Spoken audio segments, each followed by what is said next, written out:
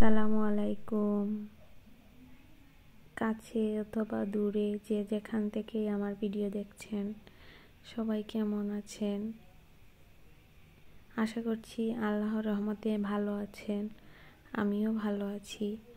আজকে আমি আপনাদের সাথে শেয়ার করতে চলে আসলাম মুরগির মাংস দিয়ে মুগ ডালের রেসিপি।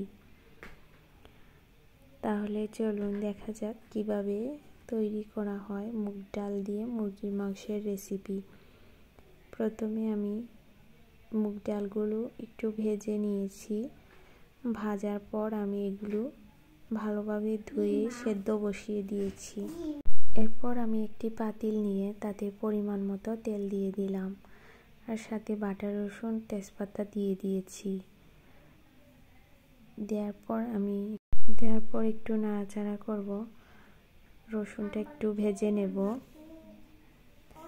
ভাজা হয়ে গেলে আমি এখানে বাটা পেঁয়াজ আর আদা অ্যাড করে নিব।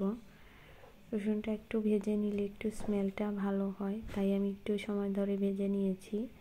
এখন আদা বাটা আর পেঁয়াজ বাটাগুলো দিয়ে দিব। রেগুলার মাংস যেভাবে রান্না করি আমি এটা এভাবেই রান্না করব। আর মশলাটা একটু ভালো করে কষিয়ে নেব যেন কাঁচা স্মেলটা থাকে না। এরপর আমি এখানে পরিমাণ মতো লবণ দিয়ে দিলাম। লবণ দিয়ে আরও কিছুক্ষণ মশলাটা আমি ভাজবো। এজন্য আমাকে একটু সময় নাড়াচাড়ার উপরেই থাকতে হবে, নাহলে জ্বলে যাবে। আমি এখানে গুঁড়া মশলা অ্যাড করে দিলাম। হলুদ গুঁড়া, মরিচ গুঁড়া, ধনিয়া গুঁড়া, জিরা গুঁড়া, মাংসের মশলার গুঁড়া, সব মশলা একসাথে মিশিয়ে আমি দিয়ে দিয়েছি। মশলাগুলো ভালোভাবে কষিয়ে নিচ্ছি। আর একটু পানি দিয়ে দিলাম মশলাটা যেন ভালোভাবে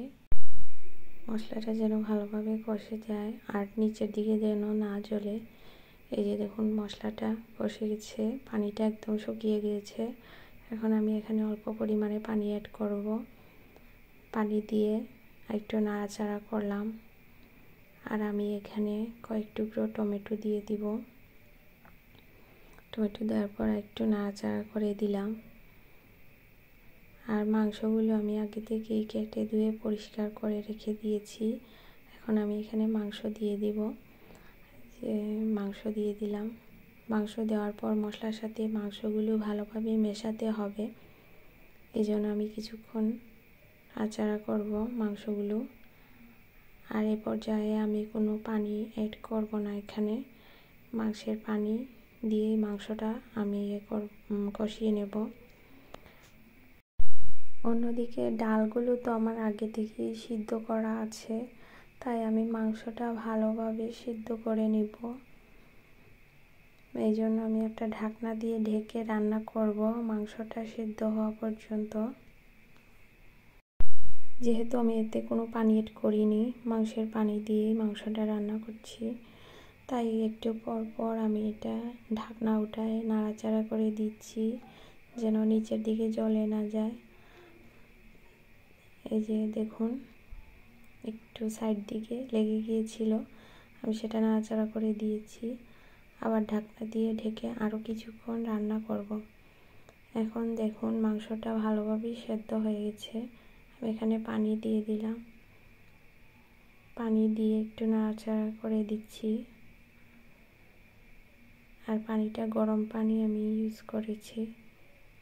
পানি দেওয়ার পর আমি এখন এটা ঢাকনা দিয়ে ঢেকে জাল ওঠা পর্যন্ত অপেক্ষা করব। এই যে জাল উঠে গেছে, আমি এখন ডালগুলো দিয়ে দিব। এখানে ডাল দিয়ে ডালটা ভালোভাবে নাড়াচাড়া করে দিয়ে দিতে হবে, মাংসের সাথে মিশিয়ে দিতে হবে।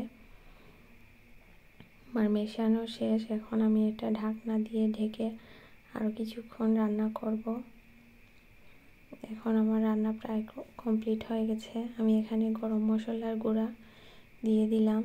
আমি এখানে আস্ত কোনো গরম মশলা দেই নাই, কারণ এটা খেতে ভালো লাগে না মুখের মধ্যে।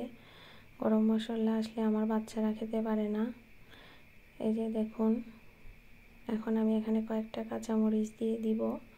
কাঁচামরিচগুলো আমি ফলি করে নিয়েছি। এভাবেই হয়ে যাবে মুগ ডাল রান্নার রেসিপি। এখন আমি একটু নাড়াচাড়া করে দিচ্ছি। ডাল তো নিচের দিকে লেগে যাওয়ার সম্ভাবনা থাকে। এই যে দেখুন আমার ডাল রান্না কমপ্লিট হয়ে গেছে। প্লিজ আমার ভিডিও ভালো লাগলে লাইক কমেন্ট ফলো দিয়ে পাশে থাকবেন আর আমাকে ফুলের শুভেচ্ছা জানাবেন। আর ইউটিউব চ্যানেল থেকে দেখলে সাবস্ক্রাইব করবেন। আল্লাহ হাফিজ।